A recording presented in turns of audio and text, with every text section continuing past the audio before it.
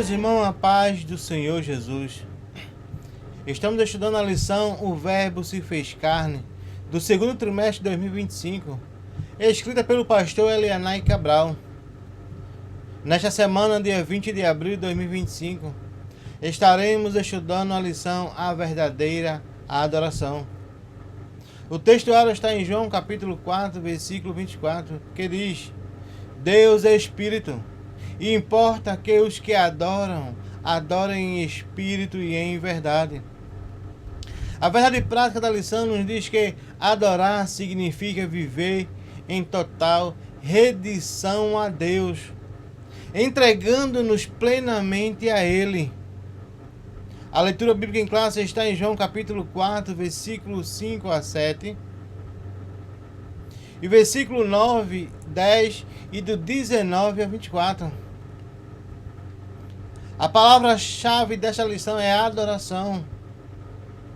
Primeiro, ato ou feito de adorar. Segundo, sentimento de profundo respeito e amor por alguém ou algo. Terceiro, culto ou homenagem prestada a uma divindade ou entidade sobrenatural. Quarto, apreciação ou admiração intensa por algo ou alguém. A etimologia da palavra adoração vem do latim adoratio, que é formada pelo verbo adorare, que significa adorar ou prestar culto. Na Bíblia Sagrada, a palavra adoração tem um significado profundo e complexo.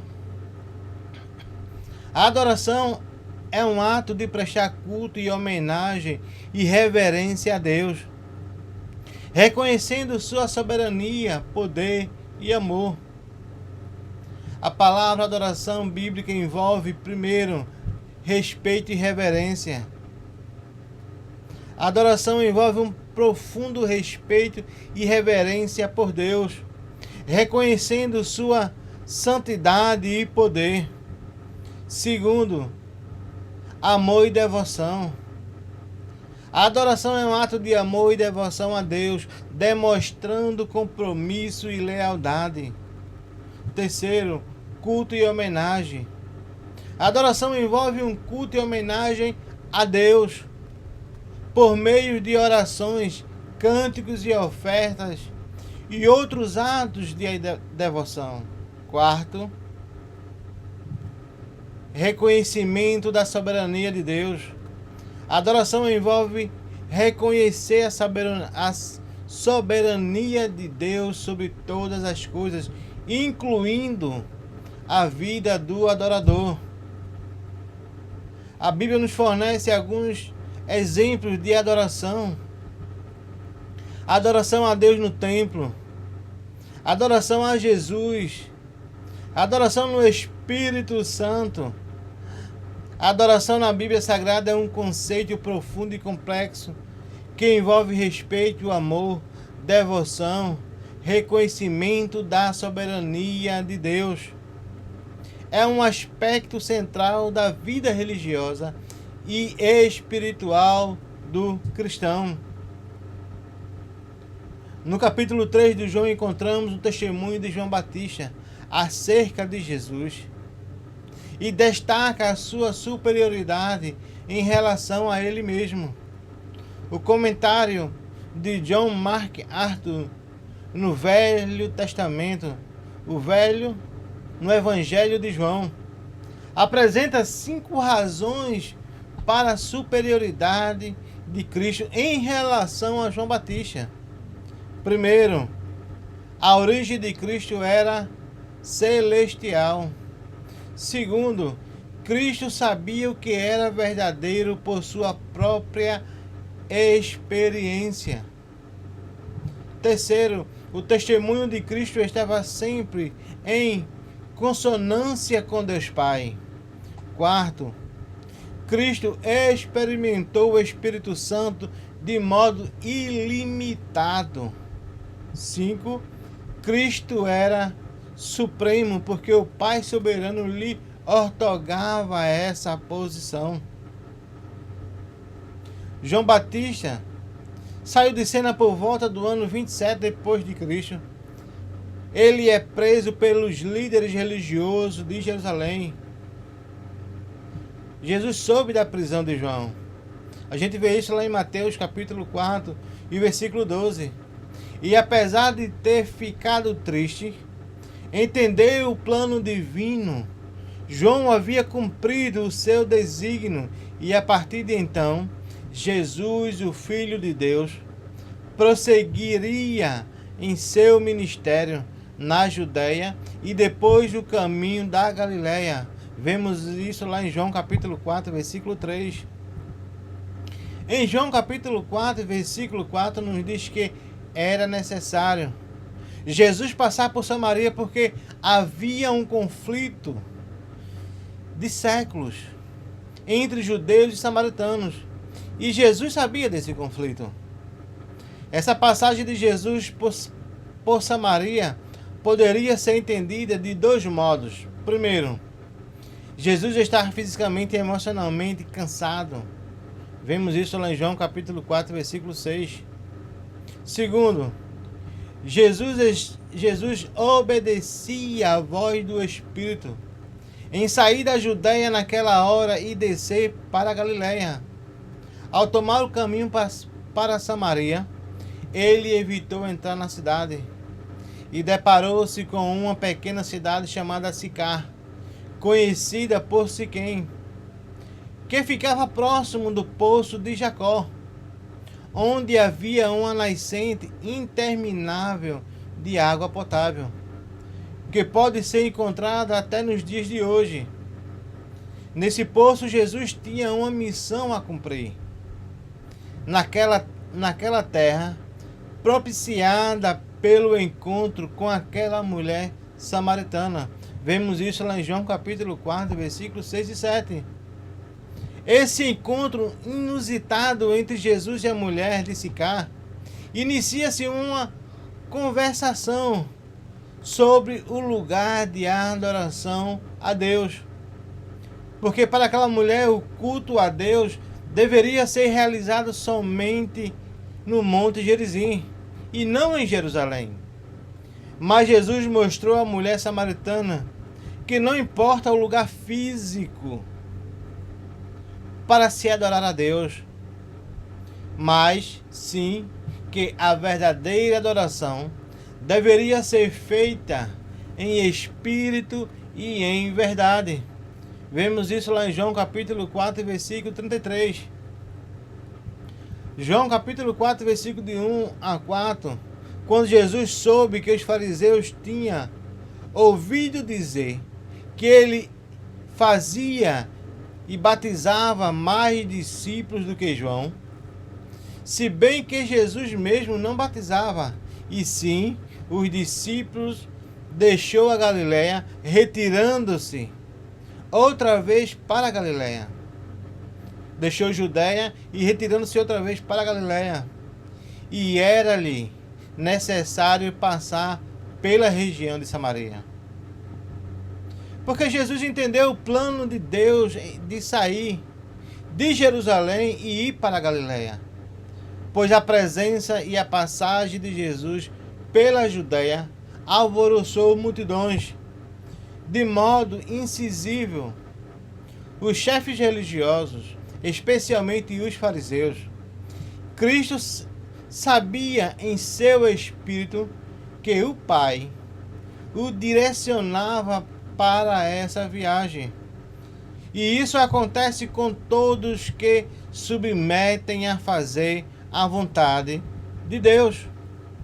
Quando Jesus se assenta junto à fonte, ele teve a oportunidade de demonstrar a sua perfeita humanidade, ou seja, o Verbo divino se fez carne. Está lá em João capítulo 1, versículo 4. Pois ele estava cansado da viagem e então sentou-se. João capítulo 19, versículo 28. Também está lá em Hebreus capítulo 4, versículo 15. Ao meio-dia, o sol estava muito quente, quando uma mulher samaritana chegou para tirar água do poço. Ele parecia estar desconfortável por estar sozinha. A sua vida era desajustada e não havia paz em seu olhar. Ela encontra um homem que cumprimenta e lhe pede um pouco de água para beber. Vemos isso lá em João capítulo 4, versículos 6 e 7. E esse homem era judeu. E seu nome era Jesus. E ela o questiona o fato de um judeu pedir água a uma mulher samaritana. Precisamos entender e compreender que Jesus está acima de todas as diferenças existentes entre os homens. Por esse motivo, diz aquela mulher que a água que ela veio tirar do poço poderia secar, mas ele pode oferecer água viva. Vemos isso lá no versículo 10. Jesus é o cumprimento de sua missão evangelizadora e aproveitou a oportunidade desse encontro com a mulher samaritana para revelar sua missão de dar água viva aos sedentos de espírito. Interessante notar a habilidade de Jesus no uso de figuras representativas como a água, para falar de um outro tipo de água que sacia a sede de uma só vez. Afinal, ninguém precisa beber 2 vezes dessa água, porque a fonte não é de um poço material, mas sim o próprio Deus. Percebe-se que o encontro com a mulher samaritana não foi um mero acaso ou uma mera coincidência. Jesus resolve descansar em Sicar quando se aproximava da hora sexta, ou seja, ao meio-dia. Naquele exato momento, naquela hora, o sol castigante. Mas veio a mulher samaritana para buscar água naquela fonte e depara-se com os judeus. Assentado e com sede, nesse momento, há um diálogo entre ambos, dando a oportunidade a Jesus de oferecer à mulher samaritana água viva. Um tipo de água que satisfaz a sede da alma humana. Jesus percebe que aquela mulher queria da água viva. E precisamos estar preparados, pois no campo da evangelização temos inúmeras oportunidades para pregar o evangelho, desde que saibamos utilizar a criatividade para apresentar a verdade do evangelho. O diálogo que Jesus teve com aquela mulher samaritana teve uma quebra da discriminação racial e religiosa. Mas ela percebeu que o modo como Jesus falava não era de um judeu comum. Ela percebeu que a mensagem de Jesus era típica de um profeta. Vemos isso lá em João capítulo 4, versículo 19. E sabendo se tratar de um homem diferente, a mulher samaritana pergunta a Jesus onde deveria orar a Deus. Um pouco antes, Jesus revela àquela mulher que ela tinha uma vida anormal, pois a despeito de estar sem o marido atual, pois ela já tivera 5 maridos, e ela vai até a cidade e vai falar ao povo de Sicar: vinde e vede um homem que me disse tudo quanto tenho feito. A gente vemos isso lá no versículo 23. E Jesus revela a essa mulher um novo culto de adoração. Jesus usa a expressão que tinha um caráter presente e escatológico, ou seja, atual e futuro, dizendo: mas Mas a hora vem, e é agora. Desde aquela hora, o verdadeiro culto de adoração a Deus seria tributado ao Pai, em espírito e em verdade. João 4:23. A grande verdade é que aprendemos acerca da verdadeira adoração. É a declaração de Jesus à mulher samaritana: Deus é espírito. E não está dizendo que Deus é um espírito entre muitos outros, não. Cristo afirma que Deus é espírito invisível e divino, em posição ao ser humano. Ele é doador de vida e desconhecido para o homem, a não ser que ele decida se revelar. Deus nunca foi visto por alguém. João capítulo 1, versículo 18. Jesus declara na mente da samaritana que adorar ao Pai em espírito e em verdade significa muito mais do que necessidade de lugares específicos como Jerusalém e Gerizim. Jesus apontava para um tempo em que a adoração não estaria focada em um santuário físico, mas a presença de Deus seria sentida em toda a terra. Quando Jesus disse: Deus é espírito, essas palavras indicam que Deus é de natureza espiritual. Se a obra da regeneração fala da nova natureza recebida pelo Espírito Santo, entendemos então que o novo nascimento é a base para a adoração. Jesus usou a metáfora da água, representando o Espírito Santo, que era, sem dúvida, a promessa do batismo com o Espírito Santo.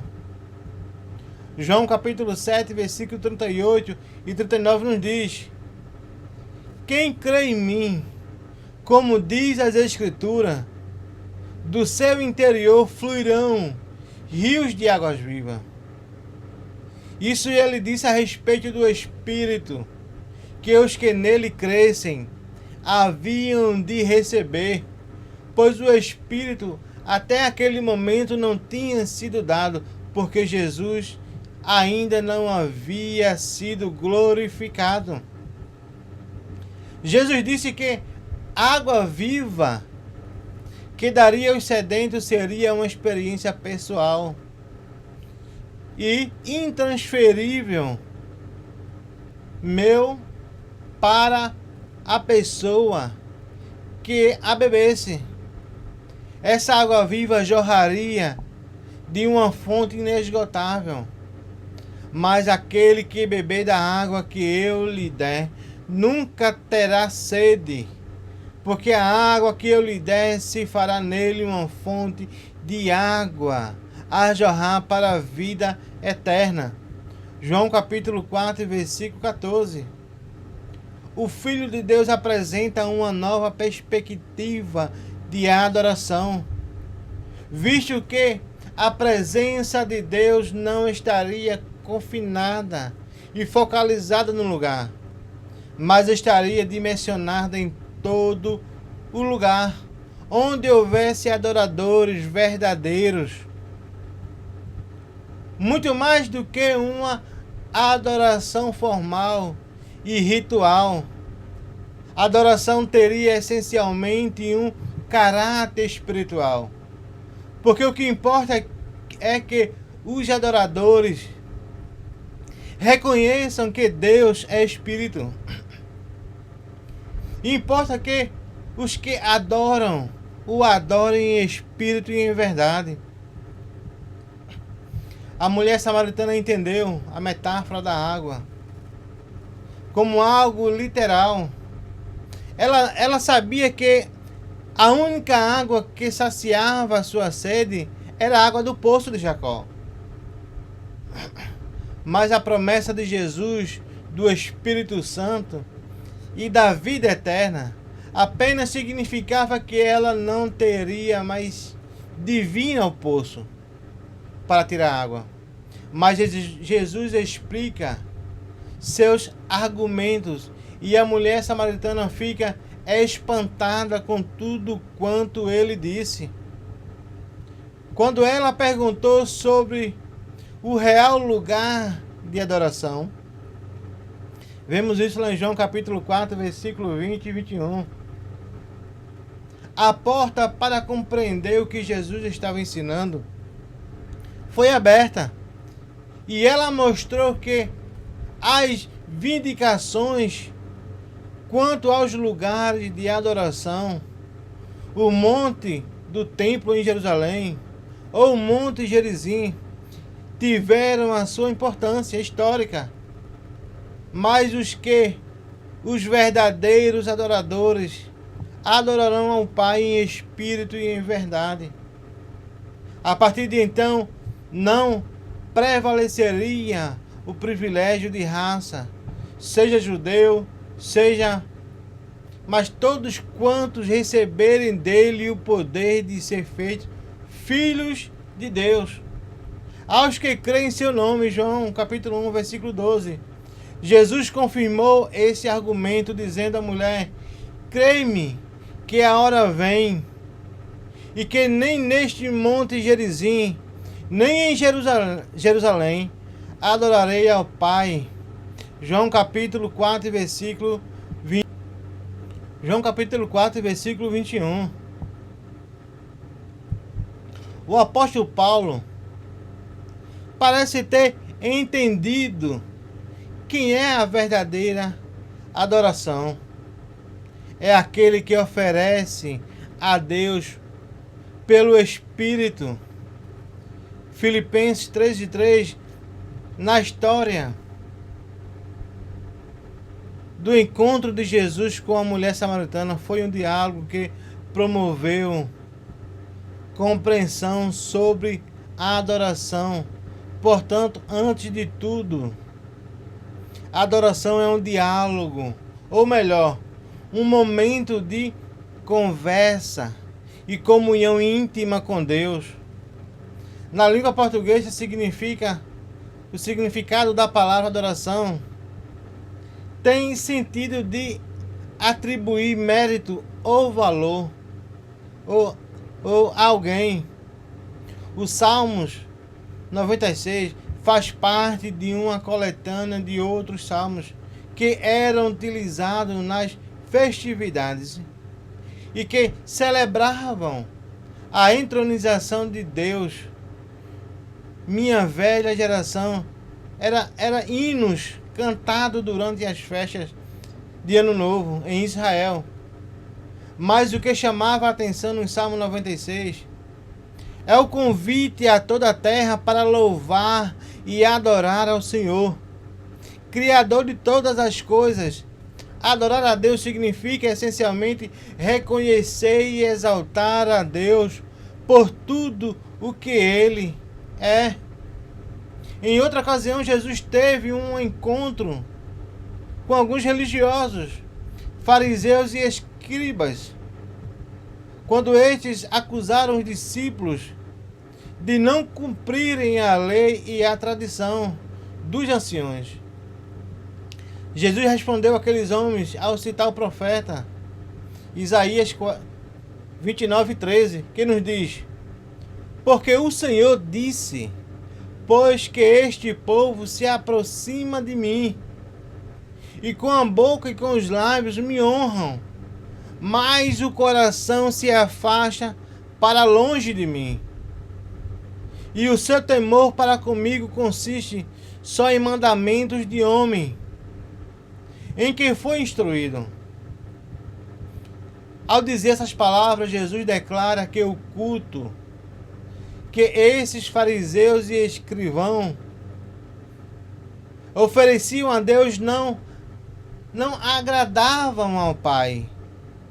Jesus também disse que o povo honra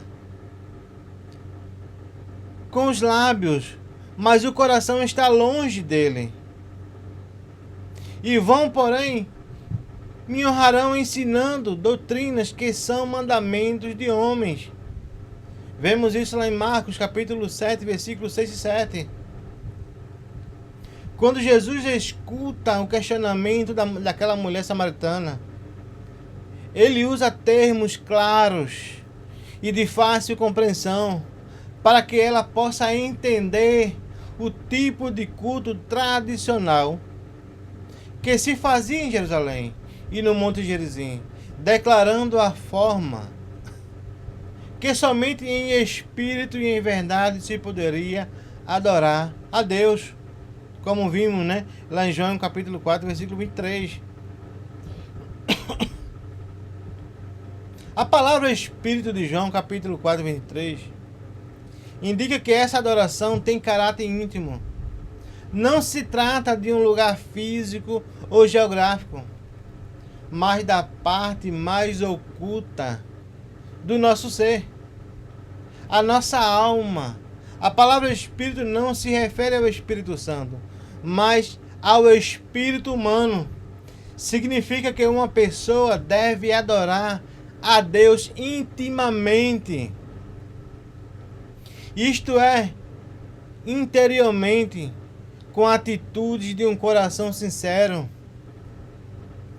A palavra verdade é referência às Escrituras que revelam a Deus. João 14, 6. É a nossa necessidade interior que nos induz a reconhecer que só Deus pode supri-la. E devemos reconhecer a magnificência do Todo-Poderoso, além da sua presença imanente. Nessa relação, portanto, a adoração verdadeira implica em uma atitude interior que propicia ao crente o conhecimento íntimo de Jesus Cristo como o Senhor e Salvador de nossas almas. O escritor William Temple, que foi arcebispo da Catedral de Londres no século XX, falou certa vez: